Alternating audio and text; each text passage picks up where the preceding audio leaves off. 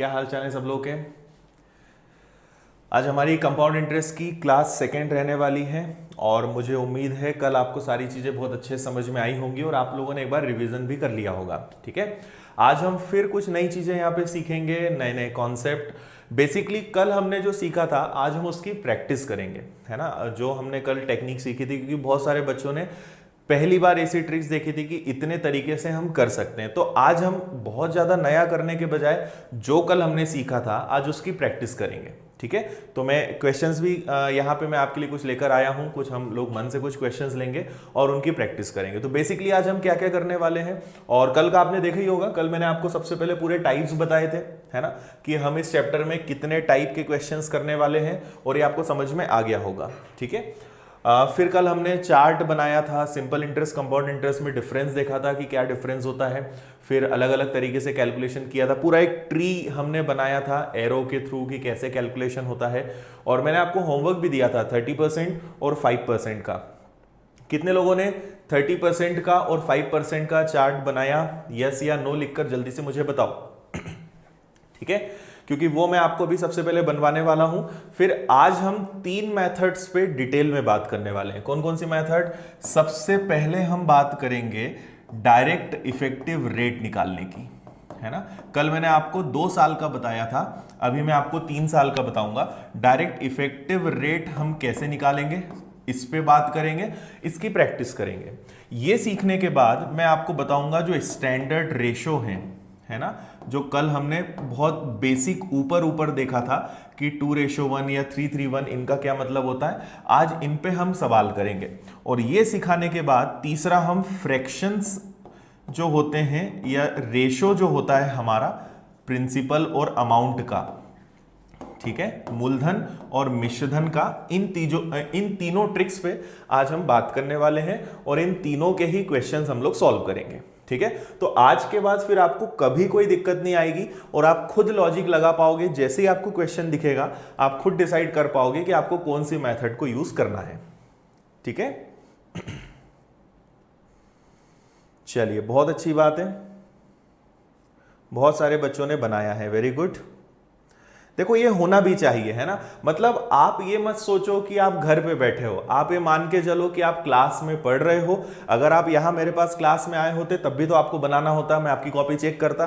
तो इतना आपको ईमानदार रहना है कि अगर मैंने आपको बनाने को दिया है तो आपको बनाना है। अगर अच्छे से सीखना है तो बिल्कुल रेगुलर रहो। जो मैं आपको करने को कहूं, जो मैं आपसे कहूं कि ऐसा आपको करना है तो करना है, एकदम क्लास जैसा मानो। मैं बिल्कुल भी ऐसा नहीं मान रहा हूं कि मैं आपको यूट्यूब पे पढ़ा रहा हूं या ऑनलाइन आपको पढ़ा रहा हूं। मैं एकदम मान रहा हूं कि आप क्लास में जैसा पढ़ाते हैं वैसे ही मैं आपको पढ़ा रहा हूं। तो आपको भी क्लास जैसा माहौल बनाना पड़ेगा, इसलिए जो मैंने कहा वो जरूर किया करो। ठीक है, या गुड मॉर्निंग वंस अगेन सभी को जो लोग अभी अभी आए हैं। चल, अच्छी बात है।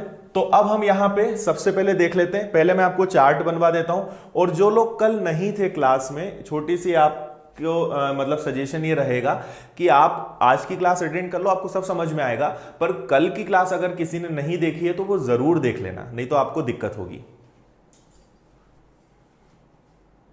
ठीक है,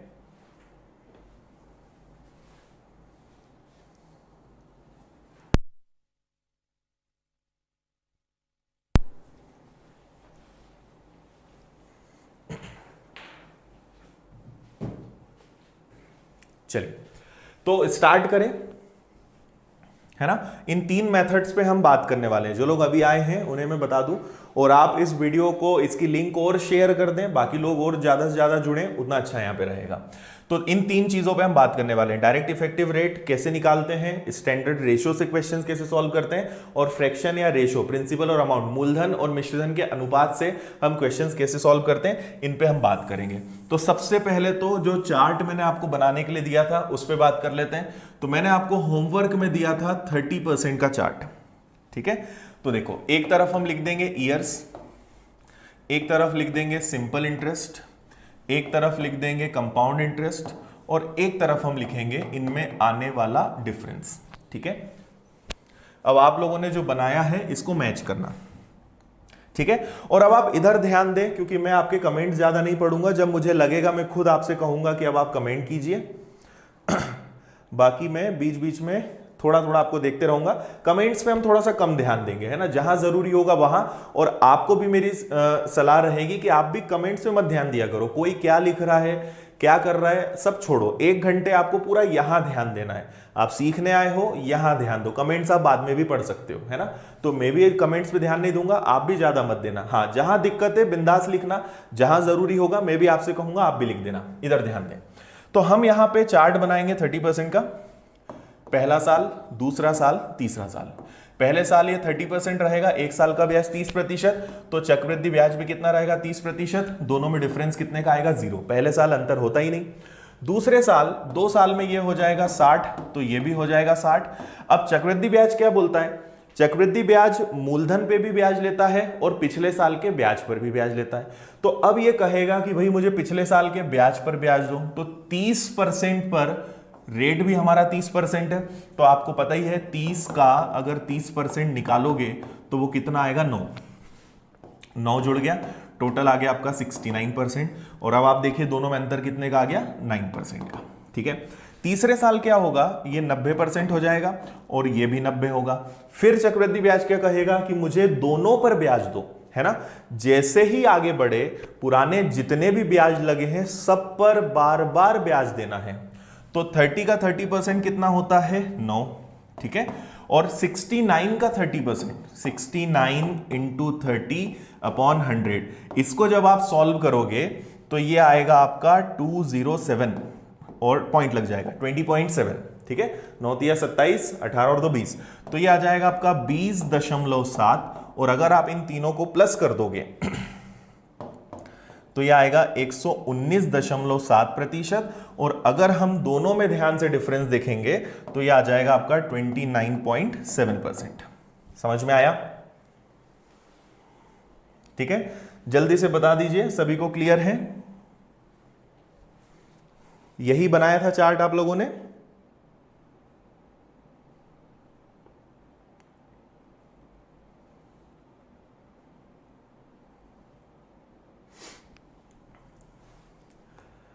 देखिए एक्चुअली यहां से जो हम वीडियो स्ट्रीम कर रहे हैं वो HD क्वालिटी है, पर आपको पता होगा कि अभी लॉकडाउन के कारण और सर्वर्स के लोड के कारण YouTube ने मोबाइल पर क्वालिटी को घटा दिया है। मोबाइल पर आप मैक्सिमम 480 फ्रेम्स तक जा सकते हो।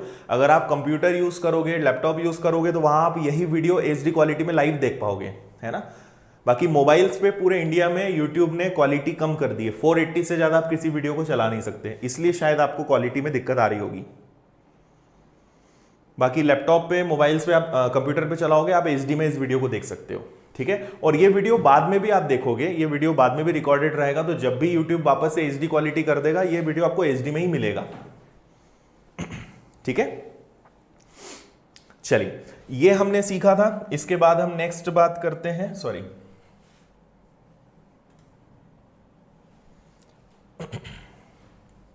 इसके बाद मैंने आपको एक और चार्ट दिया था और वो था 5% का। इसको भी हम जल्दी से बना लेते हैं। ये 5% वाला ना थोड़ा सा कैलकुलेटिव है और यहां मिस्टेक अधिकतर, जब मैं ऑफलाइन पढ़ाता हूं तो सबसे ज्यादा बच्चे इसी में गलती करते हैं और मुझे ऐसी उम्मीद है कि आप में से भी कई बच्चों ने इसमें गलती की होगी, है ना। तो ठीक है, नहीं किया है तो बहुत अच्छी बात है। 4th ईयर का क्या है वो भी मैं बताऊंगा, 4th ईयर का भी टेंशन मत लो, 4th ईयर के बारे में मैं बताने वाला हूं। तो हम यहां पे जल्दी से बना लेते हैं, वापस से लिख देते हैं ईयर्स, एक तरफ लिख देते हैं सिंपल इंटरेस्ट, कंपाउंड इंटरेस्ट, और इधर इनमें जो डिफरेंस आते जाएगा, ठीक है। यहां ध्यान दीजिए, सबसे पहले पहले साल का कितना हो जाएगा 5%, तो ये भी कितना हो जाएगा 5, और डिफरेंस कितने का आएगा 0 का। पहले साल कोई दिक्कत नहीं। दूसरे साल ये कितना होगा 10%, और ये 10% है तो ये भी कितना होगा 10। और अब क्या होगा, पिछले साल के ब्याज पर ब्याज, तो पिछले साल का ब्याज है 5 और हमारा रेट भी कितना है 5, तो 5 का 5% कितना होता है, तो ये होगा 25/100 मतलब 0.25। तो इसमें 0.25 जुड़ेगा तो टोटल क्या बनेगा 10.25। तो अगर दोनों में डिफरेंस देखोगे तो कितना आएगा 0.25 का, ठीक है। अब कई बच्चे सोच सकते हैं कि सर ये आप क्यों बनवा रहे हो, पर आगे आपको समझ में आएगा। ये पता होना चाहिए, जितना कैलकुलेशन आपको करते आएगा उतना आगे आप लॉजिक लगा पाओगे, है ना।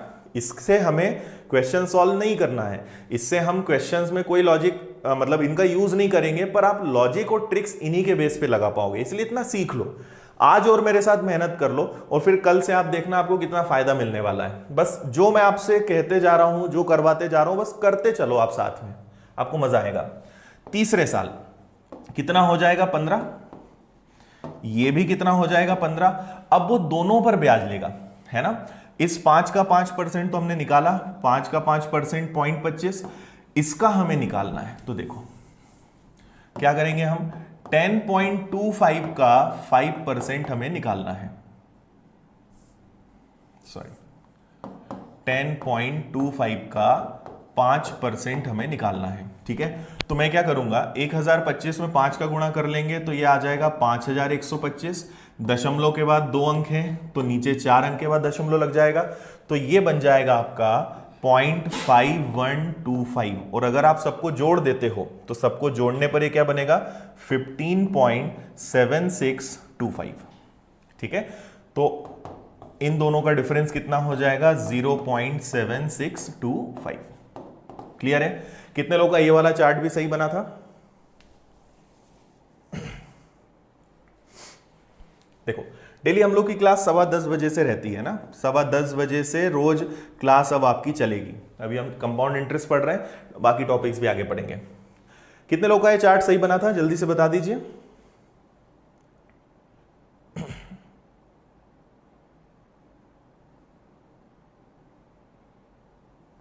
ठीक है, कल की क्लास जरूर देख लीजिएगा। जो लोग आज ही आए हैं कल का जरूर देख लेना, क्योंकि कल हमने बहुत ही गोल्डन रूल्स सीखे हैं, बेसिक बहुत अच्छे से सीखा है। अगर वो नहीं सीखोगे तो दिक्कत आएगी, इसलिए कल की क्लास जरूर देख लें। और फिर आज जब देखोगे तो आपको मजा आएगा, आज चीजें और अच्छे समझ में आएंगी, आपको आज कॉन्फिडेंस बढ़ेगा कि हाँ अब हमें चीजें अच्छे समझ में आ गई हैं, है ना। इसलिए कल की चीज एक बार अच्छे से देख लेना।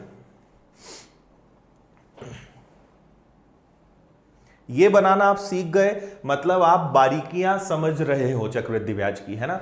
ये सब करते आना चाहिए, चैप्टर की बारीकियां। देखो मोटी मोटी चीज, बड़ी बड़ी चीजों में कुछ नहीं रखा है, छोटी छोटी चीजें अगर करते आएंगी बड़ी चीजें भी आपसे बनेंगी। इसलिए चैप्टर्स की बारीकी समझने की मेहनत करो, कोशिश करो, ठीक है।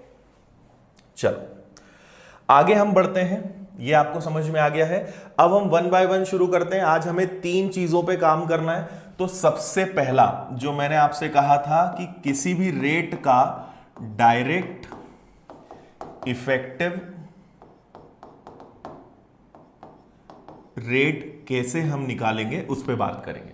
तो मैं आपको यहां पे 2 साल का, 3 साल का और 4 साल का, इन तीनों का बताऊंगा। आपको पहले तो ये पता होना चाहिए कि एग्जाम में जो क्वेश्चंस आते हैं वो सिर्फ 2 साल और 3 साल के आते हैं, ठीक है। 4 साल के क्वेश्चंस बहुत रेयर, शायद ही आपको कहीं मिलेंगे भी तो 1 या 2 क्वेश्चन मिलेंगे, और वो भी इतने इजी होंगे 5% या 10%। इसलिए आप कभी भी चौथे साल का टेंशन मत लेना। और अगर चौथे साल के क्वेश्चंस आएंगे भी तो कैसे आएंगे वो मैं बताऊंगा। बाकी ऐसे क्वेश्चन कोई नहीं आपसे पूछेगा कि 25,000 रुपए और रेट ऑफ इंटरेस्ट 10% है, चौथे साल का आप इंटरेस्ट बताओ, ऐसे सवाल नहीं आते। जो भी सवाल आएंगे वो 2 और 3 साल में आएंगे, ठीक है। बाकी चौथे साल में आपको क्या ध्यान रखना है वो भी मैं आगे बताऊंगा, ताकि आपसे क्वेश्चंस बने। पर चौथे साल का टेंशन मत लेना, सिर्फ दूसरे साल और तीसरे साल का। अगर आपको चौथे साल का कोई सवाल मिले तो आप मुझे बताना, ठीक है। आप मुझे फेसबुक पे या इंस्टाग्राम पे मैसेज करना, मैं आपको बताऊंगा उसको कैसे हल करना है। बाकी आपको बहुत ही कम इसके सवाल मिलेंगे। मॉडल क्वेश्चंस मिल सकते हैं, बट एग्जाम के क्वेश्चंस आपको नहीं मिलने वाले, ठीक है। चल, तो सबसे पहले मैंने आपको कल बताया था कि अगर आपको डायरेक्ट, ये जो मेथड है ये क्या है, डायरेक्ट, आप डायरेक्ट कंपाउंड इंटरेस्ट का परसेंटेज निकाल लेते हो। जैसे अभी हमने जो चार्ट बनाए, चार्ट बनाने की जरूरत नहीं है, डायरेक्ट आप कैसे रेट निकाल सकते हो वो हम सीख रहे हैं। तो सबसे पहले मैंने आपको सिखाया था दूसरे साल का, और आपको एक ट्रिक बताई थी 2r प्लस r², और ये हमेशा कितने अंकों में होना चाहिए, 2।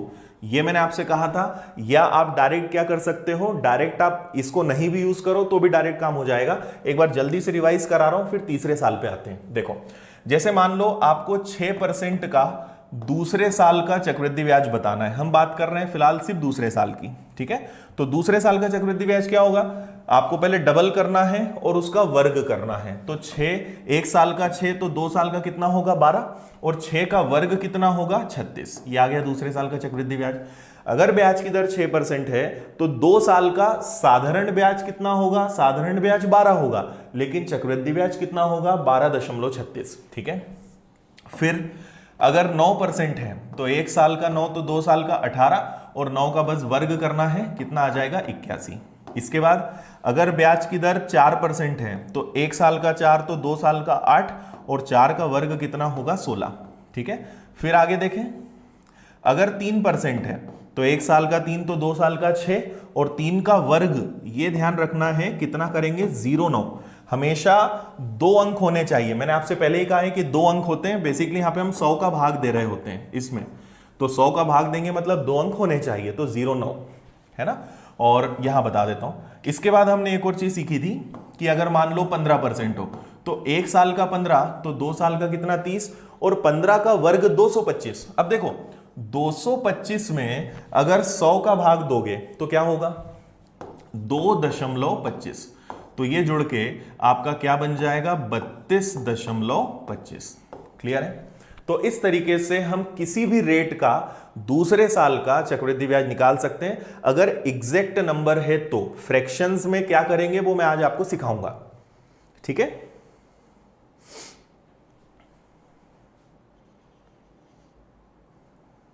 ओके, कोई दिक्कत तो नहीं है यहां तक। शाम की टाइमिंग अभी मैं आपको बताऊंगा, फिलहाल शाम को क्लास नहीं चल रही है, शाम का मैं आपको बताऊंगा।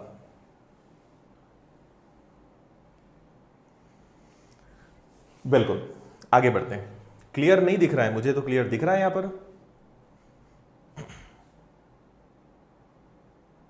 क्लियर है ना। ओके ठीक है, चलिए ये समझ में आ गया। ये कल मैंने आपको बता दिया था, इसलिए और ज्यादा नहीं बता रहा हूं। अब हम मेन आते हैं तीसरे साल पर। आप किसी भी रेट का तीसरा साल कैसे निकाल सकते हो उस पर बात करते हैं। ठीक है। थर्ड ईयर का डायरेक्ट परसेंट कैसे निकाल सकते हैं। ठीक है। जैसे एक छोटा सा एग्जांपल बताता हूं मैं आपको। मान लीजिए मैंने कहा कि 10,000 रुपए उधार दिए जाएं, ब्याज की दर अगर 5% हो और समय 3 साल हो, तो बताइए चक्रवृद्धि ब्याज क्या होगा। अब अगर आपको याद है कि 5% का तीसरा साल अभी जस्ट मैंने निकाल के भी बताया था 15.7625 होता है, तो आपको आंसर लाने में टाइम ही नहीं लगेगा। आप लिखोगे 10,000 का 15.7625 निकालोगे और बटे में क्या कर दोगे 100। ठीक है। अगर यहां से आप दशमलव हटाओगे तो नीचे 4 जीरो और लग जाएंगे। ठीक है। फिर आप यहां 4 जीरो से ये 4 जीरो कैंसिल कर दोगे और भाग दे दोगे, तो 1576.25 ये आपके क्वेश्चन का आंसर आ जाएगा। पर ये तब कर पाओगे जब आपको ये याद होगा। भाई या तो याद हो, और याद ना हो तो जल्दी से निकालते आना चाहिए। वो मैं आपको सिखा रहा हूं कि आप डायरेक्ट इसको कैसे निकालोगे। देखो इसका रूल ये होता है, जैसे 3 साल है, मैं आपको याद रखना भी सिखाता हूं। 3 साल का मतलब क्या होगा, एक बार आर लिख दो, एक बार आर स्क्वायर लिख दो, और एक बार आर का क्यूब लिख दो। ठीक है। और तीसरे साल का स्टैंडर्ड रेशो क्या होता है 3:1, ये आपको पता होगा। तो एक बार इसके आगे 3 लिख दो, इसके आगे 3 लिख दो, और इसके आगे भी 3 लिख दो। ठीक है। अब ध्यान ये रखना है कि यहां पर दशमलव है। ठीक है। और यहां पे हमेशा ये दोनों जुड़ेंगे, पर ये दशमलव के एक तरफ वाले हैं। ठीक है। और यहां पर भी कितने अंक होने चाहिए 2। अभी मैं आपको इसका पूरा मतलब समझाऊंगा। आप 2 या 3 एग्जाम्पल तक हिम्मत मत हारना, है ना। 2-3 एग्जाम्पल्स अच्छे से देखना, उसके बाद आपको मजा भी आएगा और बहुत अच्छे से आपको समझ में आएगा। ठीक है। अभी ज्यादा चिंता मत करना कि ये क्या है, वो मैं आपको समझा दूंगा। बस ये आपको ध्यान रखना है कि इस तरीके से आप किसी का भी डायरेक्ट थर्ड ईयर का परसेंटेज निकाल सकते हो। अब मैं आपको एक एग्जाम्पल बताता हूं, सुनना। जैसे हम सबसे पहले 4% का एग्जाम्पल ले लेते हैं। भाई देखो, पहले साल में ब्याज कितना लगेगा, तो 4%। दूसरे साल में ब्याज कितना लगेगा, तो 1 साल का 4 तो 2 साल का 8, और 4 का वर्ग क्या होता है 16। हम बात कर रहे हैं तीसरे साल का क्या होगा। समझ गए ना बात क्या कर रहे हैं। अब देखो इसको मैं एक बार यहां फिर से लिख देता हूं, 3r डेसिमल, इसके बाद 3r का स्क्वायर, और आपका चलेगा r का क्यूब। ठीक है। इसको हम फॉलो करेंगे। तो हमारे पास रेट कितना है 4, तो जहां जहां आर लिखा है वहां पे 4 रख दो। तो क्या करेंगे 3 इंटू 4 डेसिमल, 3 इंटू 4 का स्क्वायर प्लस 4 का क्यूब। ठीक है, ये एक तरफ है और ये दशमलव के बाद का पूरा एक साइड है, तो ये क्या हो जाएगा 4 तिया 12। ठीक है, 4 का वर्ग 16, 16 का 3 गुना हो गया 48 और 4 का घन हो गया 64। ये आ गया तीसरे साल का चक्रवृद्धि ब्याज। बस इतना करना है, समझ में आया। 4 तिया 12, 4 का वर्ग 16, 16 तिया 48 और 4 का घन 64। आपका डायरेक्ट आंसर आ गया। अब आपसे कोई भी पूछ ले, मैं आपसे कहूं कि भाई बताइए 10,000 का 4% का तीसरे साल का चक्रवृद्धि ब्याज क्या होता है, तो आपको पता है कि 4% का तीसरा साल ये होता है। तो 10,000 गुणा 12.4864 बटे 100 हल कर दोगे, आंसर आ जाएगा। जल्दी से बताइए समझ में आया या नहीं आया।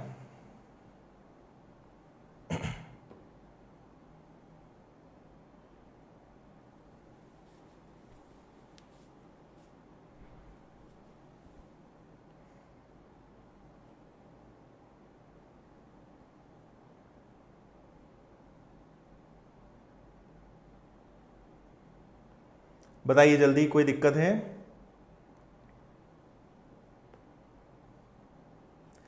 देखो हाफ ईयरली ये सब चीजें भी आगे आएंगी, अभी उसके लिए आपको रुकना पड़ेगा। हाफ ईयरली और सारी चीजें आएंगी। ठीक है, एक और एग्जांपल देख लेते हैं और अच्छे से समझ में आ जाएगा। जैसे देखो अभी आपने निकाला था ना कि 5% का तीसरा साल क्या होता है, वो होता है 15.7625। अब हम इस फॉर्मूले से वो लाकर देखते हैं कि ये सही हो रहा है या नहीं। तो ये हमारा 3R है, ये डेसिमल है, ये ध्यान रखो कि ये स्क्वायर है। अब हम रेट क्या ले रहे हैं 5%, तो देखो 3 इंटू 5 डेसिमल, 3 इंटू 5 का स्क्वायर प्लस 5 का क्यूब। अब यहां एक बात आपको सीखने को मिलेगी, ध्यान देना। तो ये तो आपका कितना हो गया, ये हो गया आपका 15, ये हो गया आपका दशमलव। 5 का वर्ग होता है 25, 25 का 3 गुना होता है 75, ये एक चीज हो गई। और 5 का घन होता है 125।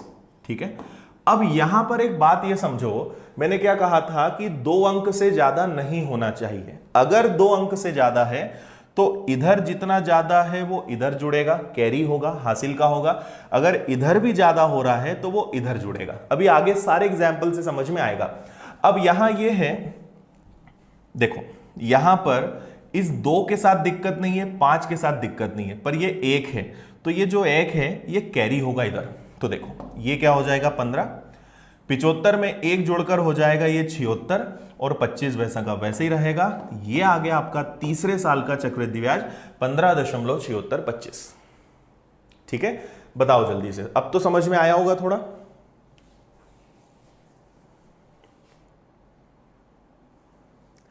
देखो विजय 5 साल तक के सवाल नहीं आते हैं। ठीक है, जो सवाल आते हैं वो या तो 2 साल के आएंगे या 3 साल के।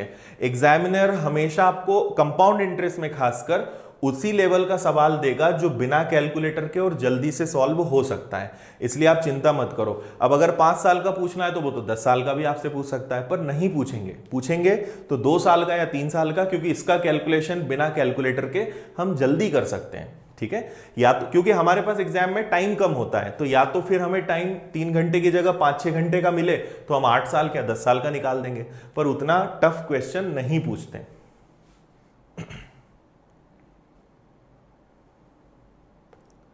हाँ, ये जो हम निकाल रहे हैं ये टोटल है तीनों साल का, सिर्फ तीसरे साल का नहीं, ये तीनों साल का ब्याज है ना, कि अगर 3 साल का टोटल ब्याज लगेगा तो वो इतना लगेगा। ठीक है,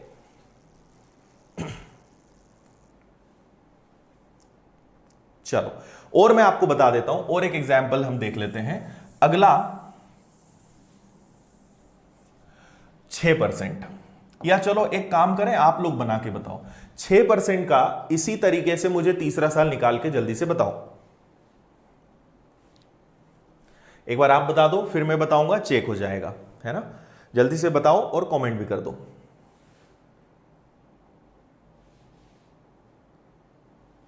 अच्छा sorry, okay okay okay okay okay, यहां मैंने गलत लिखा है, सॉरी, यहां 331 है, सॉरी सॉरी सॉरी, मैंने ध्यान नहीं दिया, 333 लिख दिया, उसको आप 1 करेक्ट कर लीजिएगा। हाँ मैंने इस पे अभी ध्यान दिया, थैंक यू बताने के लिए। 331 वहां तो सही लिखा था, यहां 3 लिख दिया था, उसको आप सही कर लेना।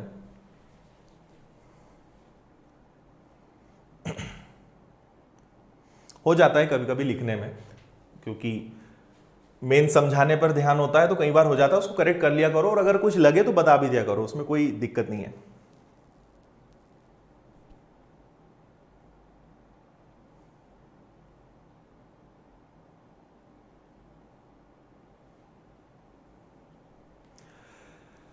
बताइए जल्दी से।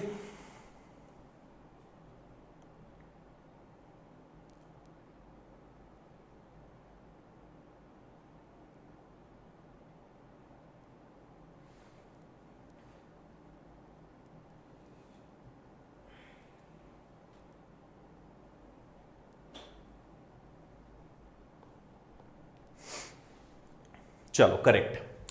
देखें क्या करेंगे हम यहां पे, सबसे पहले यहां पे हम लिखेंगे, कलर चेंज कर लेते हैं, यहां पे हम सबसे पहले यहां पे लिखेंगे 3 इंटू 6, फिर यहां डेसिमल आ जाएगा 3 इंटू 6 का स्क्वायर प्लस 6 का क्यूब। ये पूरा एक साइड है, ये एक साइड है, ये आपको मैं बता रहा हूं, और ये प्रैक्टिस से आपको आ जाएगा, इसमें कोई दिक्कत नहीं है। तो ये हो गया आपका 18, ठीक है। अब 6 का वर्ग क्या होता है 36, और 36 का 3 गुना क्या होता है 108, ठीक है। अब ये 3 अंक आ गए, पहली दिक्कत। फिर इधर हम आगे बढ़े, 6 का घन, ठीक है, 6 का वर्ग 36, 36 का 3 गुना हो जाएगा 108, है ना। 6 का घन कितना होता है 216, ये भी कितने अंक आ गए, तो ये भी आ गए आपके 3 अंक। अब हम क्या करेंगे, तो देखो यहां पर ये जो मैंने कहा कि 2 अंक से ज्यादा नहीं होना चाहिए, तो ये जो 2 है ये इधर आएगा, तो यहां आपका बच जाएगा केवल 16, तो इसको 16 लिख देंगे, और 108 में ये 2 जुड़ जाएगा, तो 108 में 2 जुड़कर ये कितना बन गया 110, लेकिन ये तो अभी भी 3 अंक है ना। और इधर क्या चल रहा है आपका 18, तो वो मैंने आपसे पहले ही कहा है कि हमेशा 2-2 अंक होने चाहिए, 2 से ज्यादा नहीं। तो ये जो है इधर आके जुड़ा 110, अब 110 में से भी क्या होगा 10 यहां रह जाएगा, और ये जो 1 है ये इधर जुड़ जाएगा, इसलिए आपका फाइनल आएगा 19.1016। जितने भी लोगों ने आंसर दिया है वो करेक्ट है।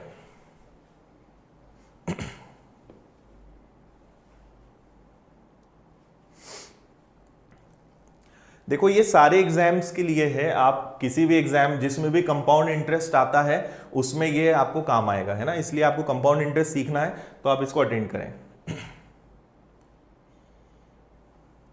बताइए जल्दी से, समझ में आया सभी को या नहीं। और वैसे मैक्सिमम लोगों को मैं देख रहा हूं कि सब लोगों ने सही कमेंट किया था, कुछ लोगों ने बस यहां गलती कर दी थी, उन्होंने इसको ऐसे लिखा रहने दिया था। बस ये ध्यान रखना है कि 2 से ज्यादा हुआ वो अगले पे चला जाएगा। सबसे पहले शुरुआत एंड से करेंगे, जैसे आपने यहां पे देखा था 16, ठीक है।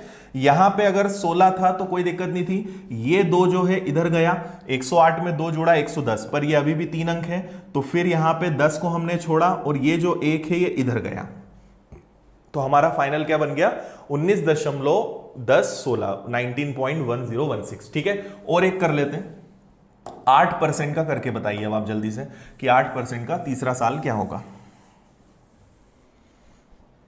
बताइए जल्दी से। देखो आगे आपको मैं इन सब का यूज करना सिखाऊंगा, अभी आप सीखो तो थोड़ा सा सब्र रखो, जल्दबाजी मत करो। जल्दी का काम आपको पता है किसका होता है, इसलिए थोड़ी सी शांति रखो। आगे आपको नहीं इन सब का फायदा मिले तो आप मुझे बोलना, है ना। मेरी आदत है बेसिक से सिखाऊंगा, एकदम जीरो से सिखाऊंगा, और बहुत अच्छे लेवल तक लेकर जाऊंगा। आप चाहते हो कि 1-2 घंटे में खत्म हो जाए, तो ऐसा नहीं होता, है ना। अच्छे से करना है तो अच्छे से मेहनत करो, या तो शॉर्टकट में चलो या फिर एक बार अच्छे से मेहनत कर लो, तो आपको मजा आएगा इस चीज का।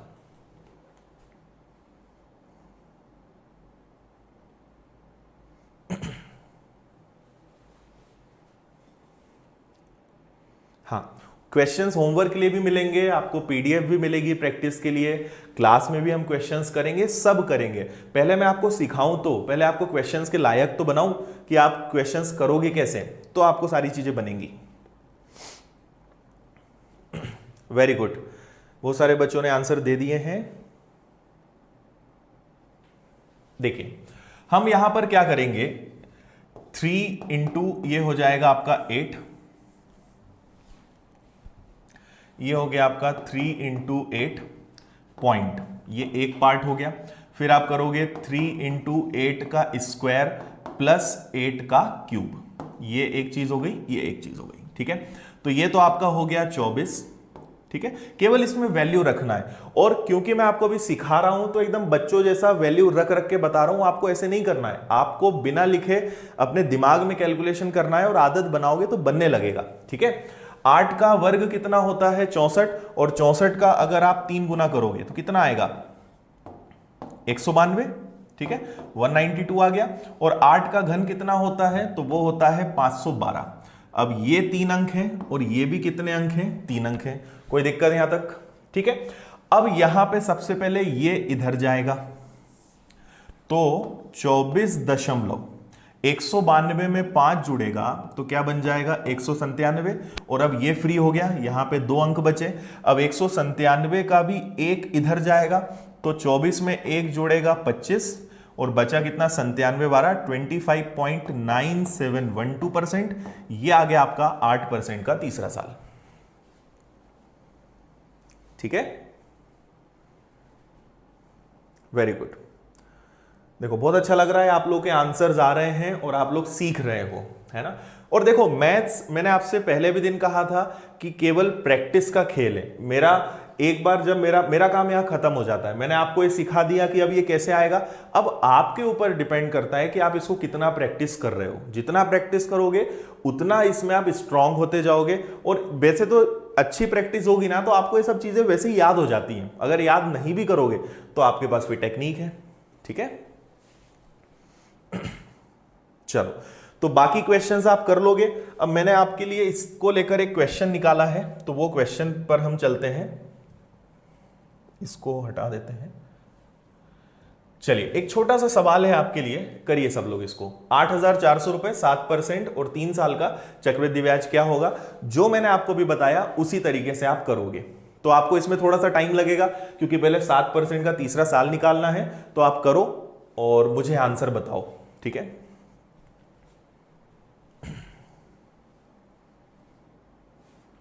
हाँ, ये जो हम कर रहे हैं ये सीआई के लिए ही कर रहे हैं ना, चैप्टर का नाम ही हमारा कंपाउंड इंटरेस्ट है।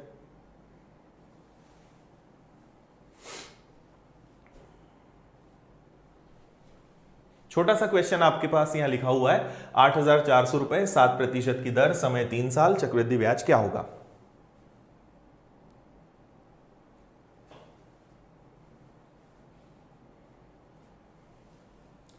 देखो अभी क्या हम लोग का स्टाफ कम है ना, इसलिए क्वेश्चंस हम लोग खुद तैयार कर रहे हैं। अभी क्वेश्चंस कल से जो क्वेश्चंस रहेंगे वो हिंदी इंग्लिश सब में रहेंगे, और इनमें कुछ ज्यादा लैंग्वेज की जरूरत नहीं होती, इसलिए मैंने डायरेक्ट इनको इस तरीके से लिखा है। बाकी कल से क्वेश्चंस और सिस्टमेटिक आपको मिल जाएंगे।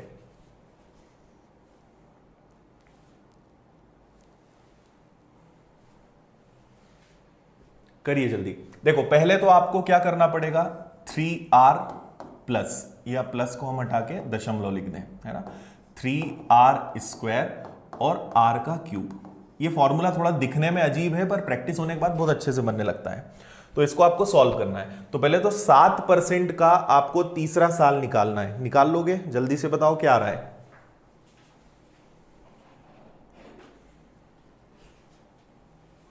हाँ, आपको आंसर रुपीज में बताना है ना, चक्रवृद्धि ब्याज रुपए में बताना है, क्या आएगा, परसेंट में नहीं बताना है, रुपए में बताना है। 8,400 रुपए पे सॉल्व भी करना है।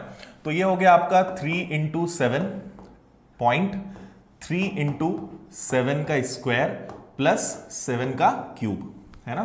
तो ये आपका बन गया कितना, 7 का 3 गुना 21, 7 का वर्ग क्या होता है 49, 49, 49 का 3 गुना करना है, मतलब 50 के 3 गुने से 3 कम 147, और 7 का घन कितना होता है 343, ठीक है। अब आपको देखो ये इधर चला जाएगा क्योंकि 2 अंक से ज्यादा नहीं होना चाहिए, तो ये आपका हो गया 21.150 और 43, फिर इधर भी ये 1 इधर चला जाएगा, तो फाइनल आपका क्या आएगा 22.5043, ये होगा आपका फाइनल परसेंटेज में, ठीक है, ये तो मैंने आपको डिटेल में निकालना सिखाया, इतना आप सबने कर लिया होगा, है ना। अब हमें क्या करना है, 8,400 रुपए का डायरेक्ट इतना। तो आप देखो डेसिमल के बाद 2 अंक ले लिया करो, बाकी को इग्नोर कर दिया करो अगर एग्जैक्ट नहीं पूछा है तो आपको केवल इसका 22.5% निकालना है। जीरो लगाएं या ना लगाएं उससे फर्क नहीं पड़ेगा, है ना। तो 22.5% आपको निकालना है। कैसे निकालोगे उसको समझ लो। देखो अब हम एक काम कर सकते हैं, 8,400 गुणा 22.5 अपॉन में 100। क्लियर इतना। अब एक बात मुझे ये बताओ, मैं आपको कैलकुलेशन भी आगे सिखाऊंगा कि आप जल्दी से आंसर कैसे ला सकते हो। अब कई बच्चे पता है यहां बहुत ईमानदारी दिखाएंगे, वो 8400 का गुणा 225 में करेंगे, टाइम लगाएंगे। अब थोड़ा सा हमें क्या करना है अपने कैलकुलेशन को, जैसे अब मुझे ये नंबर दिखा तो मुझे यहां लग रहा है कि हाँ थोड़ा सा हम दिमाग लगा सकते हैं। पहले तो एक काम करते हैं, ये दशमलव हटाया, एक जीरो इधर बढ़ा दिया, इस जीरो से ये 2 जीरो गए। आपका क्वेश्चन अब ये बचा, हाँ या ना, 84 225 और अपॉन में कितना हो गया 10। इतना समझ में आया। अब एक काम करते हैं, हम कभी भी 5 वाले नंबर आए, मैं फिर बोल रहा हूं कैलकुलेशन पे मैं एक क्लास लेकर आऊंगा जिसमें बहुत सारी टेक्निक हम बताएंगे, फिलहाल आप इसको देख के समझ लो। एक काम करते हैं, 225 को डबल कर सकते हैं क्या? बिल्कुल कर सकते हैं। तो 225 को अगर मैं डबल करूंगा तो ये क्या बनेगा 450, और बटे में क्या रहने दो 10। अब आप बोलोगे सर इसको डबल क्यों किया, तो इसको अगर डबल किया तो इसको आधा कर दें क्या? इसको आधा कर देते हैं, 42 कर देते हैं। समझ में आई बात? मैं क्या बोल रहा हूं कि 225 में अगर मैं दुगना करूंगा तो 2 का भाग भी तो देना पड़ेगा, है ना। तो 225 का दुगना करा 450, तो अगर इसका दुगना किया इसको आधा कर दो।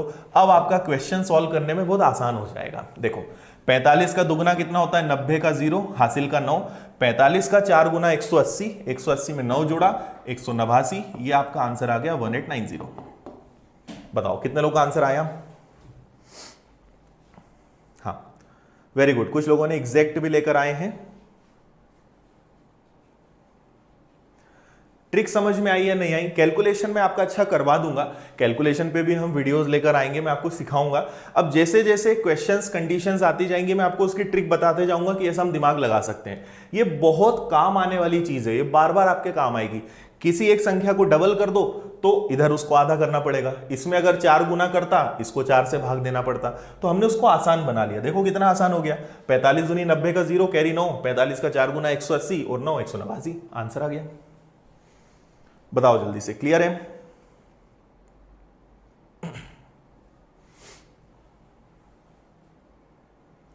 नहीं, अनअकैडमी पे हम क्लास नहीं लेते हैं। बाकी अभी हम लोग विनर्स का ऐप लेकर आ रहे हैं, तो उस पर भी आपको बहुत सारी क्लासेस में देने वाला हूं। बाकी और कहीं पे ऑफलाइन में पढ़ाता हूं, हमारा खुद का इंस्टीट्यूट है विनर्स इंस्टीट्यूट इंदौर में, और अभी मैं यूट्यूब पे पढ़ा रहा हूं, और अभी हमारी ऐप आ रही है तो वहां पे भी मैं पढ़ाऊंगा।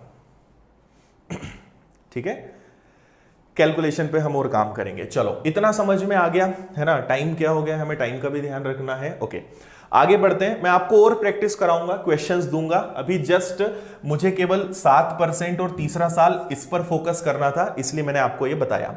आगे हम बढ़ते हैं और अब हम अपनी सेकंड मेथड पर आते हैं। डायरेक्ट इफेक्टिव रेट निकालना अब आपको समझ में आ गया होगा, 2 साल का कैसे, 3 साल का कैसे। अब एक छोटी सी बात और बता दूं मैं आपको। देखो आपको अगर कभी चौथे साल का सवाल आ जाए, ठीक है, चौथे साल का अगर सवाल आए तो वैसे तो आपको 99% पूरी गारंटी है कि आपको जरूरत नहीं पड़ेगी, और अगर पड़ जाए तो फिर वही है कि R square, R cube, R की पावर 4, और आपको रेशो पता ही होगा 4 6 4 1, ठीक है। और फिर इन सब में वही 2-2 डिजिट का रोल चलेगा, पर मेरा सजेशन रहेगा कि आप इसके चक्कर में मत रहना, ठीक है, बिल्कुल मत रहना।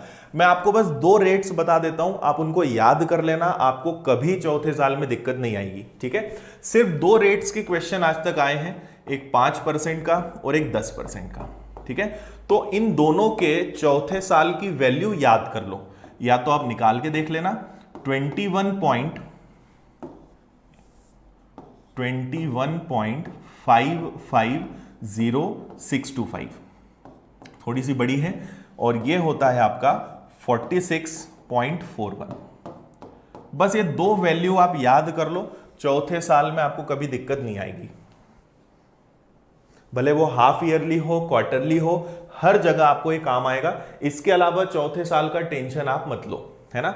और अगर आपको चौथे साल का सवाल आप ढूंढ लेना, अगर आपको मिले तो आप मुझे फेसबुक पे या इंस्टाग्राम पे या डाउट क्लियरिंग ग्रुप पे कहीं भी आप डाल देना, मैं आपको बता दूंगा। पहली बात तो आपको मिलेंगे ही नहीं इसके ज्यादा सवाल।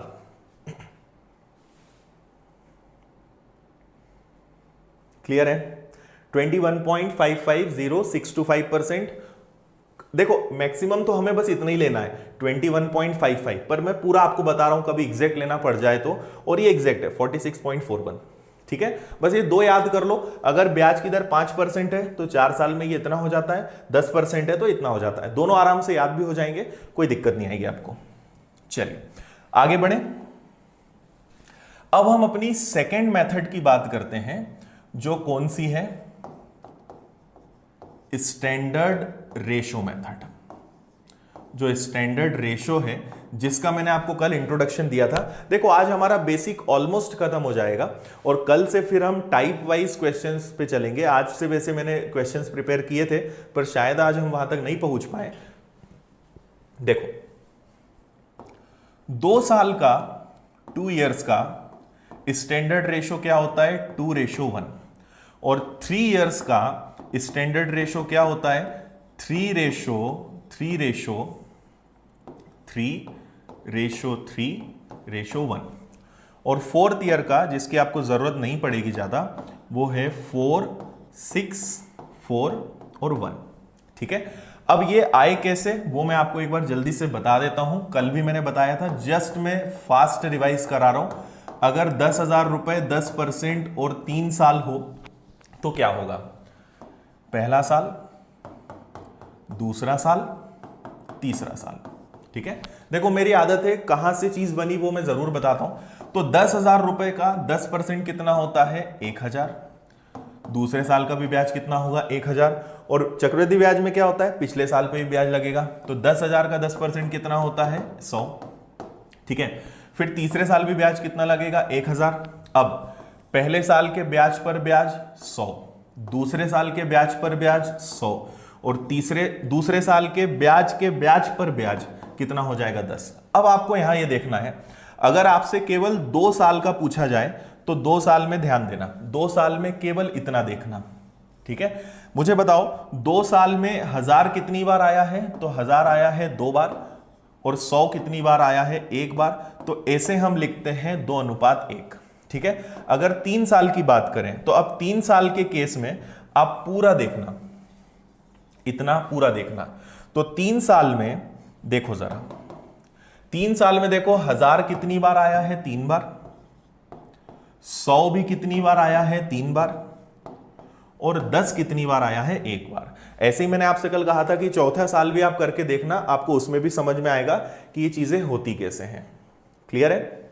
चलो तो अब हम जरा आ जाएं इन रेशो पर कि ये सब हैं क्या, है ना। अब इससे जुड़े हुए कुछ सवाल कर लेते हैं जो मैंने फिर आपके लिए निकाले हैं। हाँ ये वाला कर लेते हैं। 20,000 रुपए पर 10% के हिसाब से 2 साल का। हालांकि सवाल बहुत इजी है, पर हमें इसे स्टैंडर्ड रेशो वाली मेथड से करना है, तो मैं आपको करके बताता हूं, सिर्फ देखना आप यहां पे। हमें पता है कि 2 साल का स्टैंडर्ड रेशो क्या होता है, 2:1, ठीक है। तो 20,000 रुपए का 10%, 20,000 रुपए का 10% क्या होता है, वो होता है 2,000 रुपए, ठीक है। तो अब देखो यहां पे 2 रेशो हैं, तो पहले तो मैंने 20,000 का 10% निकाला तो वो आया 2,000। अब मुझे इस 2,000 का वापस से 10% निकालना है, तो वो क्या आएगा, 200। इसको मैं यहां रख दूंगा, ठीक है। अब बस मुझे इन दोनों का गुणा करना है। तो 2,000 का दुगुना कितना होता है, 4,000, और 200 का एक गुना क्या होता है, 200। दोनों को जोड़ दो, आंसर आ जाएगा आपका 4,200। समझ में आया। अगर 20,000 रुपए पर 10% के हिसाब से 2 साल के लिए उधार दिया जाए तो चक्रवृद्धि ब्याज कितना बनेगा, 4,200। क्लियर है, समझ में आया। दिक्कत हो तो बताओ, ठीक है। हम 10 जो भी रेट है वो निकालते जाएंगे, 10%, फिर 10% का जो भी आए उसका 10%, और इस तरीके से सॉल्व करेंगे, ठीक है। आप में से कई बच्चों ने डिमांड की थी कि इससे जुड़े हुए क्वेश्चंस भी हमें करवाएं, इसलिए मैं करवा रहा हूं। बाकी चॉइस आपकी है कि आप कौन सी मेथड्स को अडॉप्ट करना चाहते हो। बाकी मेरी जिम्मेदारी है कि मैं आपको हर चीज अच्छे से सिखाऊं, ठीक है। चलो ये क्लियर है। नेक्स्ट फिर एक और क्वेश्चन करते हैं। अब यही क्वेश्चन अगर 3 साल का हो तो देखो 3 साल का हमारा स्टैंडर्ड रेशो क्या होता है? 3 साल का रेशो होता है 3:1, 3:1। चलो अब समझें इसको जरा। यहां पे 20,000 का 10%, वैसे ये चीजें इतनी लिखने की नहीं है पर मैं आपकी सुविधा के लिए बता रहा हूं बार बार लिख के। 2000, तो सबसे पहले आप यहां क्या लिख दोगे? 2000। 2000 का फिर 10% कितना होता है? 200। 200 का 10% कितना होता है? 20। अब बस इनका गुणा कर दो, तो ये आ गया आपका 6000, ये आ गया आपका 600 और ये आ गया आपका 20। सबको जोड़ दो, 6620। ये 3 साल का चक्रवृद्धि ब्याज आ गया 20,000 रुपए पर। तो इस तरीके से हम स्टैंडर्ड रेशो से आंसर्स ला सकते हैं। अभी फ्रैक्शन वाले क्वेश्चंस भी आएंगे, उसके लिए रुको जरा, बताऊंगा मैं, है ना। देखो हमारा ये जो रेशो है, जिनको समझ में नहीं आया मैं फिर से बता रहा हूं, सुन लो ध्यान से। ये एक स्टैंडर्ड फिक्स हमारा रेशो है, 3:1। कोई भी रेट हो, आप सबसे पहले क्या करो कि जैसे 20,000 है, उसका 10% कितना होता है? 2,000 रुपए, तो उसको सबसे आगे रख दो, ठीक है। वापस से उस पर 10% लगाओ, 2,000 का 10% 200, उसको दूसरे के नीचे रख दो। फिर से इसका 10% लगाओ 20, उसको इसके नीचे रख दो, बस। और आप सबका गुणा करो, जोड़ो, टोटल आ जाएगा आपका जितने भी साल है उसका चक्रवृद्धि ब्याज। ठीक है, ओके। चलो नेक्स्ट क्वेश्चन देखते हैं। अगला क्वेश्चन कौन सा है आपके लिए? अगला क्वेश्चन है 4 साल के लिए। चलो 4 साल वाला भी बता देता हूं। 4 साल का हमारा स्टैंडर्ड रेशो क्या है? मैंने आपसे कहा था 4, 6, 4 और 1, है ना। देखो अब वापस से वही बात है, 20,000 का सबसे पहले 10%, तो 20,000 का 10% कितना होता है? 20,000 का 10% होता है 2,000, ठीक है। 2,000 का 10% क्या होता है? 200।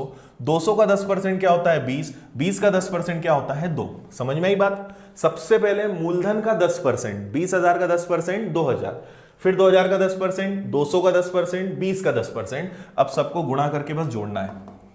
तो 2,000 का 4 गुना कितना हो जाएगा? 8,000। 6 का 200 गुना मतलब 1,200।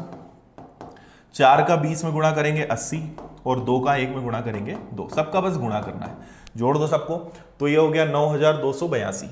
9,282, ये हमारा आंसर आ गया।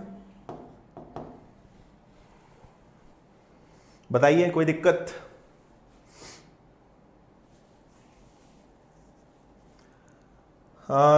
विनर्स में जो आपकी टीटी की क्लास थी, जल्दी आपको बताएंगे। 1 वीक बस आप रुक जाइए, आपकी क्लासेस शुरू करेंगे ऑफलाइन वाली। सारे सब्जेक्ट्स तो नहीं, बाकी जो जो पॉसिबल होंगे वो आपको करेंगे। ऐप हम लोग का 1 हफ्ते में आ रहा है, मैक्सिमम 1 हफ्ते में ऐप आ जाएगा, ठीक है। चलो आगे बढ़ते हैं। नेक्स्ट फिर अब इसी मेथड से हमें एक और सवाल करना है। अब आपके मन में आएगा सर 10% से तो आपने बहुत इजी बता दिया, इससे करके बताओ अगर ऐसा रेट आ जाए तो। बहुत आसान है, कुछ नहीं करना है। देखो पहले तो हम देखेंगे हमारा क्वेश्चन कितने साल का है? 2 साल का। 2 साल का स्टैंडर्ड रेशो क्या होता है? 2 साल का हमारा स्टैंडर्ड रेशो होता है 2:1। क्लियर है? अब हम क्या करेंगे, सुनना बात मेरी ध्यान से। इस 8,100 का आपको फ्रैक्शंस के लिए मैं बताऊंगा, बाकी आपने अगर मेरा परसेंटेज का वीडियो नहीं देखा है तो परसेंटेज का करीबन 6 या 7 घंटे का पूरा चैप्टर मैंने डाला है, वो जरूर देख लेना, है ना। मैंने आपको उसमें बताया है कि जैसे 1/2 का मतलब क्या होता है? 50%। 1/3 का मतलब क्या होता है? 33 1/3%। 1/4 का मतलब क्या होता है? 25%। 1/5 का मतलब क्या होता है? 20%। ऐसा पूरा मैंने आपको चार्ट बनवाया है, कैसे आया है, क्यों ऐसा लिखते हैं, सब चीज अच्छे से डिटेल में बताइए। 1/6 का मतलब क्या होता है? तो 16 से ही 2/3%। तो ये आप सबको याद होनी चाहिए। अगर आप सीरियस कैंडिडेट हो, कॉम्पिटिटिव एग्जाम्स की प्रिपरेशन कर रहे हो, तो ये सब आना चाहिए। तो जैसे ही मैंने देखा 11 सही 1/9, आपको अगर ये कहीं दिखा तो तुरंत दिमाग में आना चाहिए कि ये तो 1/9 होता है। क्या होता है ये? 1/9। अब देखो 8,100 का अगर मुझे 11 सही 1/9% निकालना है तो मुझे कुछ नहीं करना है, केवल 1/9 लिखना है। तो 9 से ये कट गया कितनी बार? 900 बार। तो मैं सबसे पहले हमारा जो रेशो है उसके आगे क्या लिख दूंगा? 900। फिर आपको पता है कि अब वापस से मुझे 900 का वही 11 से 1/9% निकालना है, मतलब वापस से 1/9 करना है। तो 9 से ये कैंसिल हो गया कितनी बार, 100 बार। इसको यहां लिख देंगे, ठीक है, गुणा कर दो। 900 का दुगुना 1800, 100 का एक गुना 100, टोटल चक्रवृद्धि ब्याज कितना आ गया, 1900। बस ये आंसर है, ठीक है। तो ऐसे रेट को देख के घबराओ मत, सब आसान बनाना मैं सिखाऊंगा कैसे होता है। बहुत सारी कंडीशंस है, क्योंकि अभी इस रेशो से मुझे बताना था तो मैंने आपको इसको बता दिया।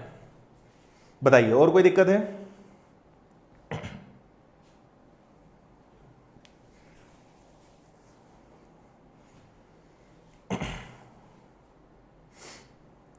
सत्येंद्र, ये विनर्स इंस्टीट्यूट की यूट्यूब चैनल पे लाइव क्लास चल रही है, आप देख रहे हो तो आप चैनल का नाम भी देख सकते हो, है ना। डेली हमारी क्लास चल रही है 10:15 बजे। जो लोग नहीं पता है वो कल से ध्यान रखें, डेली आओ और जो क्लासेस हो चुकी हैं वो जरूर देखना। कल की क्लास में तो सबसे ज्यादा मजा आएगा, क्योंकि कल हम लोग क्वेश्चंस करेंगे बहुत सारे। जो 2 दिन से हम ये बोने का काम कर रहे हैं ना, हमने फसल बोई है, कल काटने का समय है। कल आपको मजा आएगा और आपका कॉन्फिडेंस बढ़ेगा, आपको लगेगा कि हाँ यार अब हम बहुत अच्छे से सीख रहे हैं, और जो हमने 2 दिन में मेहनत करी उसका फायदा आपको कल मिलेगा। कल देखना, आपको बहुत मजा आएगा। हाफ ईयरली, क्वार्टरली, एक दिन और रुक जाओ, बताऊंगा मैं। अभी एक साथ में सब बताऊंगा ना तो बहुत कंफ्यूजन होगा। स्टेप बाय स्टेप आप मुझे मेरे हिसाब से चलने दो। आपको एंड में अगर समझ में ना आए तो मुझे बोलना, है ना। हर चीज बताऊंगा। मैंने आपको पहले दिन ही पूरी लिस्ट बता दी थी कि मैं जो भी 20-25 प्रकार के जितने भी टाइप होते हैं सब मैं कराऊंगा। तो आप बस मेरे ऊपर छोड़ दो, मुझे मेरे हिसाब से सीक्वेंस में चलने दो, हर चीज में बताऊंगा, है ना। अब मैं हाफ ईयरली, क्वार्टरली बता दूं, फिर इंस्टॉलमेंट बता दूं, बड़ा खिचड़ी हो जाएगा, है ना, कंफ्यूजन होगा। इसलिए अभी उसकी चिंता मत करो, वो मैं आपको बताऊंगा। अभी ये सारे जो रेट हैं ये पर ईयर है, हाँ यहां पर ईयर लिखा नहीं है मैंने, बाकी ये सारे जो हैं वार्षिक हैं, पर एनम है। ओके, समझ में आया? चलो आगे बढ़ेंगे। अब एक और चीज मैं आपको सिखा देता हूं, तीसरी और हमारी आखिरी मेथड, उस पर हम बात कर लेते हैं। देखो, थर्ड हमारा जो मेथड है वो है ratio of principal and amount. मूलधन और मिश्रधन के अनुपात से प्रश्न कैसे हल किया जाए, और बेसिकली इसको हम यहां पे फ्रैक्शन का यूज करेंगे, ठीक है। ये हमारी तीसरी मेथड है, इसको और अच्छे से सीख लो। देखो, जैसे चलो मैं आपको क्वेश्चन के साथ ही समझा देता हूं।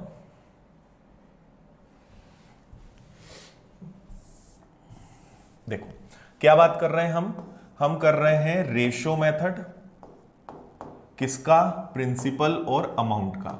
और यहां पे यही सवाल मैं आपको किससे बताने वाला हूं, फ्रैक्शन से, ठीक है। अब ध्यान से सुनना, अगर आप जो रेट गिवन है उसको अगर आप फ्रैक्शन में कन्वर्ट कर लेते हो तो भी आप आंसर ला सकते हो, है ना। स्कोर देखो, मैंने आपको अभी थोड़ी देर पहले ही बताया था। देखो, आपको पता है कि 10% का मतलब क्या होता है, 10% का मतलब होता है 1/10, ठीक है। 10% का मतलब क्या होता है, 1/10। अब इसमें एक चीज ध्यान रखना,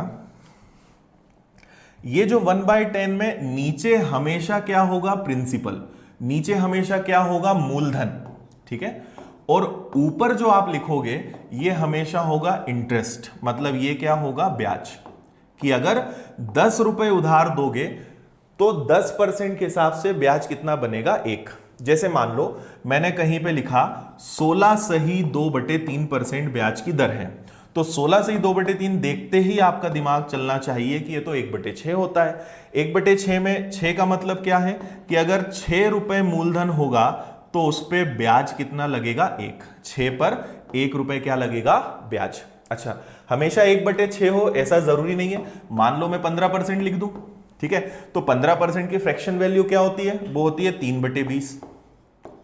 नहीं भी निकालना आता है तो कोई बड़ी बात नहीं, 100 का भाग दे दो, 5 से 3 बार, 5 से 20 बार। अब 20/3 का मतलब क्या है कि अगर मैं 20 रुपए उधार दूंगा तो 3 रुपए ब्याज लगेगा, मतलब कितना बन जाएगा, वो 23, ठीक है। सारी चीजें समझ में आई। अब देखो जरा इधर, हमारा जो क्वेश्चन है, हम 2 रेशो बनाएंगे। एक तरफ मैंने लिखा प्रिंसिपल, मतलब इसको हम क्या बोलेंगे, मूलधन। इसको और ध्यान से समझ लो, बस ये लास्ट मेथड है। इसके बाद फिर आपको कभी कोई अलग मेथड का टेंशन नहीं लेना है, फिर तो आपको सोचना है कि कौन सी मेथड लगाना है। इस तरफ मैंने लगा दिया मिश्रधन, ठीक है। 10% है। हम सबसे पहले ऐसे प्रश्नों में देखेंगे हमारा रेट क्या है। रेट है हमारा 10%। 10% का मतलब क्या होता है, 1/10। 1/10 का मतलब क्या है कि अगर 10 रुपए उधार दोगे तो 1 रुपए ब्याज लगेगा। तो देखो मैंने 10 उधार दिया, ब्याज सहित 1 रुपए ब्याज लगा, मतलब मिश्रधन क्या बन गया 11। अच्छा सवाल कितने साल का है, सवाल 2 साल का है, मतलब ऐसा मुझे कितनी बार लिखना पड़ेगा 2 बार। तो ये 10 हो गया, ये 11 हो गया, ठीक है। अब हम इनका गुणा करेंगे। आप बोलोगे तो मैं आपको बता भी दूंगा कि ये कैसे आया है, बहुत आसान है वो भी।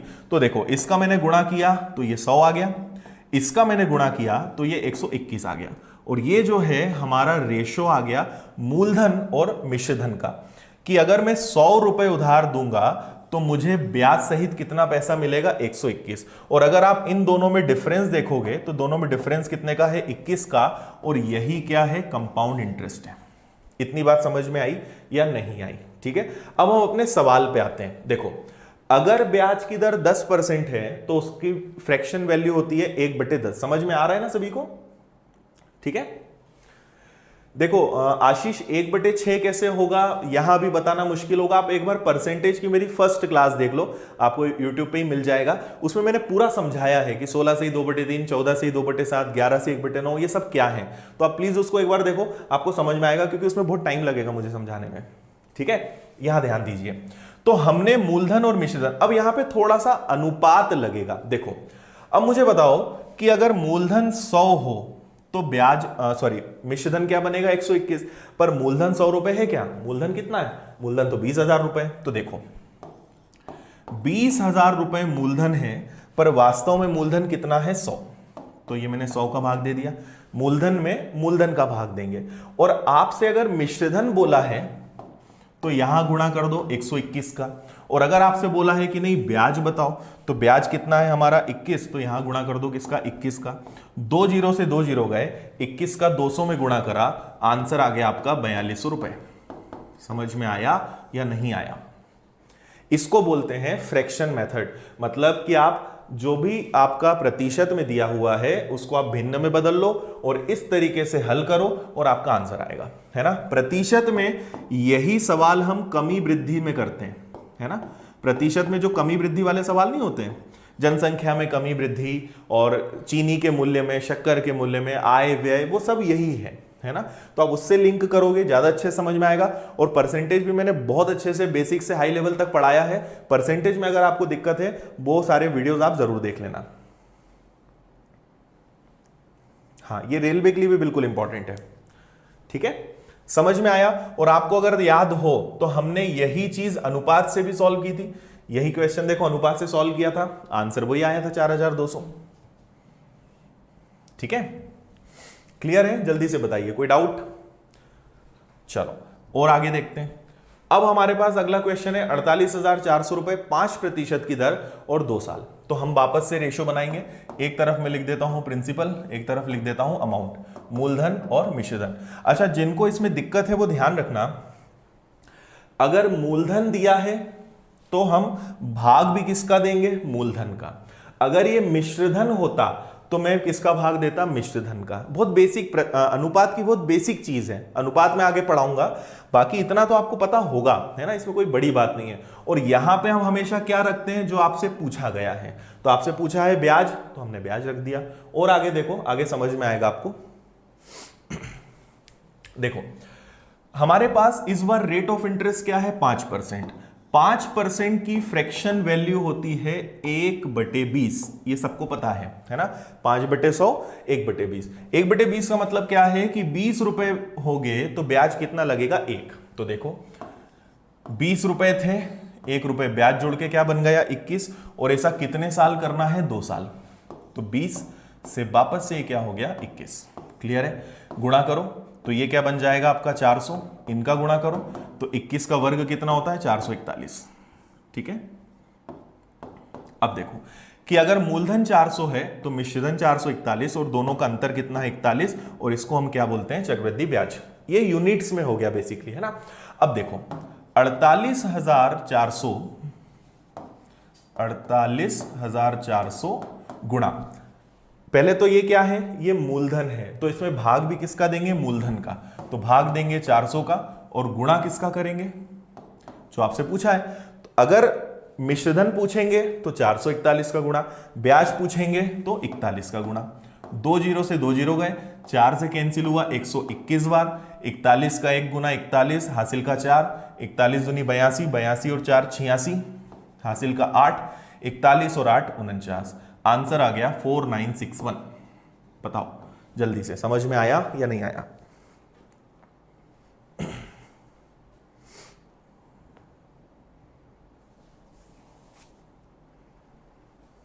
देखो जो भी नीचे रखते हैं वो हमेशा प्रिंसिपल मानते हैं कि 20 रुपए हम देंगे तो 1 रुपए ब्याज। मैंने उधार कितना दिया 20, तो ये प्रिंसिपल है और ब्याज कितना लगा 1। एक बार प्रतिशत वाला वीडियो देख लो, आपको ये सब अच्छे समझ में आएगा कि क्या है ना। प्रतिशत इसीलिए मैंने पहले डाला था और इसके बाद ही मैं अब चक्रवृद्धि ब्याज पढ़ा रहा हूं, तो प्रतिशत जरूर देख लो।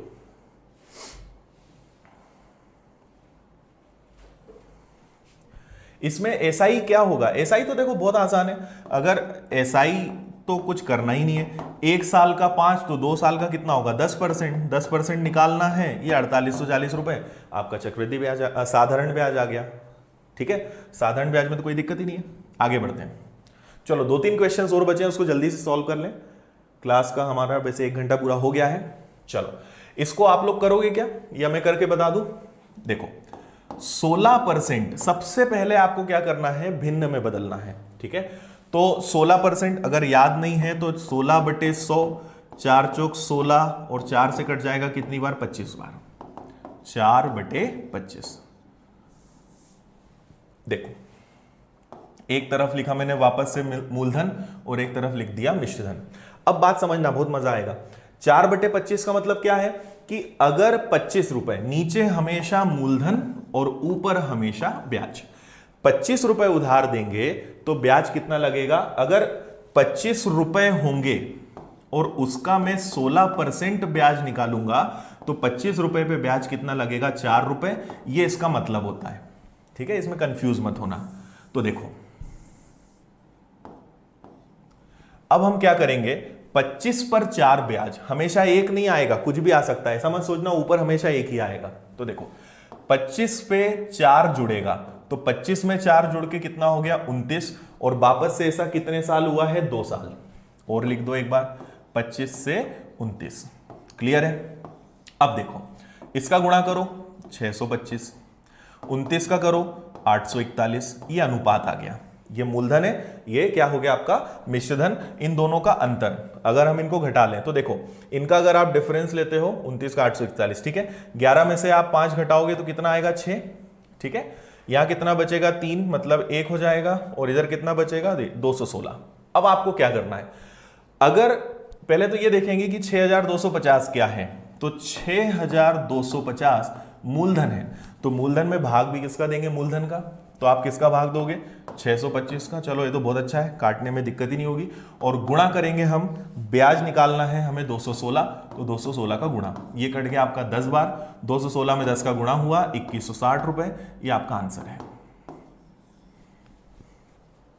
बताइए जल्दी से, कोई दिक्कत? हाँ, आगे क्लास का टाइम और बढ़ा देंगे। ठीक है,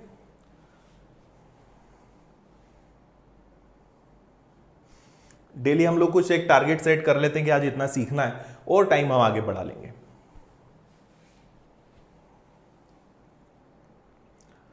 बताइए अब जल्दी से, समझ में आया सभी को या नहीं आया? इसमें कंफ्यूजन तो नहीं हो रहा है? रेशो में मूलधन का भाग देंगे, मिश्रधन होता मिश्रधन का भाग देते हैं, और यहां हमेशा उसका गुणा करते हैं जो पूछा है। अगर आपसे बोलते हैं मिश्रधन बताओ, मैं यहां पे 841 रख देता। आपसे पूछा है ब्याज बताओ, यहां पे 216 रख दिया। ठीक है, समझ में आ गया? आगे बढ़े। चलिए अब हमारा सवाल यहां पे 3 साल का है। अब आपको 3 साल का फंडा भी क्लियर हो जाएगा। तो देखो पहले तो यही आ जाए वापस, 16 से ही 2/3। ठीक है, 16 से ही 2/3% का मतलब होता है 1/6। जिसको नहीं आता है मैं बता देता हूं जल्दी से हल करके। 16 तिया 48 गुणा करेंगे, 16 तिया 48 और 2 कितना हो जाएगा 50/3, और परसेंट का नीचे क्या लग जाएगा 100। 0 से 0 कटा, 5 से 30 कितनी बार कटेगा 6 बार, इसलिए इसको हम क्या लिखते हैं 1/6। चलो 1/6 का मतलब कि अगर 6 रुपए मूलधन है तो ब्याज कितना होगा 1 रुपए होगा। अच्छा, अब सवाल कितने साल का? 3 साल का। देखो प्रिंसिपल और अमाउंट मैंने लिखा, 3 साल का सवाल है तो 6 पर 1 रुपए ब्याज लगा 7, फिर 6 पर 1 रुपए ब्याज लगा 7, फिर 6 पर 1 रुपए ब्याज लगा तो कितना हो गया 7।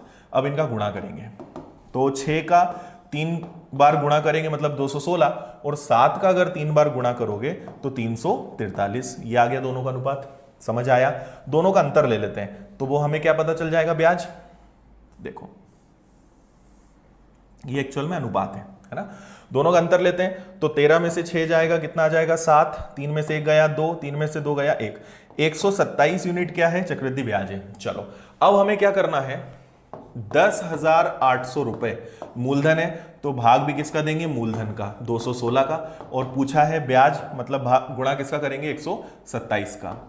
कल मैं आपको उल्टे सवाल भी कराऊंगा इनके जो होते हैं ना कि मिश्रधन दे दे और मूलधन पूछे। कल सवाल ही करने हैं हमें, कल प्रैक्टिस ही करनी है। आज बस सीख लो सब चीजें, फिर कल मत बोलना कि सर ये सब कैसे हो रहा है, वो सब आज इसीलिए मैं सिखा रहा हूं। 216 को अगर आप ध्यान से देखोगे तो ये 50 बार कटेगा। 216 का 5 गुना होता है 180, 1080, 50 बार कटा, गुणा कर दो तो 7 का 5 गुना 35, 3 हो गया, 5 दूनी 10, 3 13, और 5 और 1 6, 6,350 रुपए। ये हमारे क्वेश्चन का आंसर आ गया।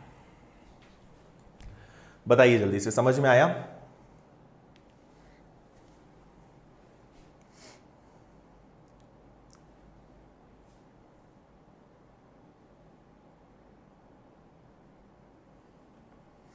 ठीक है, आज हमने क्या किया है, सारी मेथड्स को अलग अलग तरीके से डिटेल में समझा है ना। पहले मैंने आपको क्या बताया था, इफेक्टिव रेट निकालना, फिर मैंने क्या बताया जो स्टैंडर्ड रेशियो होते हैं, फिर मैंने क्या बताया फ्रैक्शन से कैसे सॉल्व करते हैं, है ना। क्योंकि आप लोगों में से किसी ने कोई सी मेथड पढ़ी है, किसी ने कोई सी, तो मैंने यहाँ पे सब आपको बता दिया कि क्या क्या होता है। और आप ये ध्यान रखना, ये जो 3 मेथड्स मैंने बताई है सबसे ज्यादा हम यूज इन्हीं का करेंगे। और आप ऐसा बिल्कुल मत सोचना कि एक मेथड सीख लेंगे और हम हर प्रश्न उसी से कर लेंगे। अगर आप ऐसा सोचोगे फंस जाओगे। मैं आपको एक एग्जाम्पल भी बता देता हूं क्यों आपको हर चीज आनी चाहिए। मान लो इसी सवाल में आपको 16% की जगह, यहां 16% की जगह आपको कुछ और दे दें, ठीक है, तो आपको समझ में आएगा कि 16% की जगह अगर कुछ और आ जाए, इसको मैं पूरा हटा देता हूं, ठीक है। अगर इस 16% की जगह मान लो रेट को मैं यहां लिख दूं, आपको 7% देते हैं, अब आपकी ये वाली फ्रैक्शन मेथड फेल है ना। अब आप नहीं कर पाओगे। क्यों? क्योंकि 7% की फ्रैक्शन वैल्यू क्या होती है, 7/100, ठीक है। 7/100 मतलब कि 100 रुपए दोगे 7 रुपए ब्याज लगेगा। 3 साल का सवाल है, ये लो 3 बार लिख लो, ठीक है। अब इसको तो चलो गुणा कर लोगे, 107 का घन कैसे निकालोगे। अब आपकी ये वाली मेथड फेल। अब आपको यहां पे ज्यादा इफेक्टिव क्या रहेगा, जो डायरेक्ट रेट निकालना। 7% का तीसरा साल क्या होता है, जो अभी हमने निकाला था 22.50 और समथिंग, उससे आपका आंसर आएगा। इसलिए एक मेथड पे डिपेंड मत रहो, है ना। क्योंकि एग्जामिनेशर बहुत समझदार है, पेपर पूछने वाला बहुत समझदार है, वो आपको उलझाएगा। उसे पता है कि बच्चा 1 या 2 मेथड रट लेता है, तो वो ऐसे क्वेश्चंस देंगे जो किसी मेथड में फेल होगा और किसी मेथड में उससे आंसर बहुत जल्दी आएगा। इसलिए सब चीजें सीखना पड़ेंगी। एग्जाम निकालना है, मेहनत करना पड़ेगी, है ना। कितना ही कोई आपको बोल दे ऐसा कर लोगे बन जाएगा, कुछ नहीं है। आखिरी में आपको खुद को समझ में आएगा कि यार चीजें सीखनी पड़ती हैं। जब तक आप 1-2 बार एग्जाम नहीं दोगे ना, जैसे आप बहुत सारे वीडियोस देख लेते हो, कोई कोई लोग 1-1, 2-2 घंटे में पूरा चक्रवृद्धि ब्याज पढ़ा देते हैं, बढ़िया ट्रिक बता देते हैं, आपको लगता है सीख गए, ठीक है। परीक्षा में गए तो पता चला कुछ बना ही नहीं, जो हमने सीखा था उनमें तो बहुत टाइम लग रहा है। तो इसलिए लग रहा है क्योंकि आपने सोचा कि बस एक चीज सीख लेंगे और आंसर दे देंगे। ऐसा नहीं होता, है ना। एग्जामिनर जो है, एग्जाम वाले आपसे मेहनत करवाएंगे और आपको करना पड़ेगी, ठीक है। तभी जाके आप सिलेक्शन ले पाओगे, टॉप कर पाओगे। इसलिए मेहनत करो, भागो मत। मेहनत करना भागने से बहुत आसान है, ठीक है। भागने में मेहनत लगती है, मेहनत करने में मेहनत नहीं लगती, ठीक है। चलो, तो एक लास्ट क्वेश्चन और ले लेते हैं और उसके बाद सेशन को हम एंड करेंगे। और कल हमें बहुत सारी प्रैक्टिस करनी है, कल बहुत सारे क्वेश्चन सॉल्व करने हैं। इसका आंसर आप लोग जल्दी से बताओ, ठीक है। 11 से 1/9 की फ्रैक्शन वैल्यू पता है क्या होती है?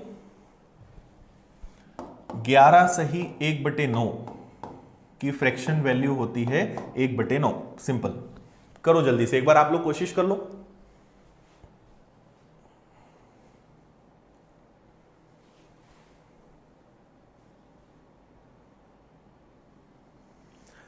बिल्कुल, मैं जो आपको पढ़ा रहा हूं वो एसएससी सीजीएल बल्कि मेंस तक आपको काम आएगा, है ना। मैं बेसिक या छोटे मोटे एग्जाम के लिए नहीं, एकदम हाई लेवल के जो एग्जाम्स होते हैं, क्वेश्चंस होते हैं, वो सिखाऊंगा। तो जो छोटे एग्जाम्स होते हैं उनमें तो आपको ये काम आना ही है ना।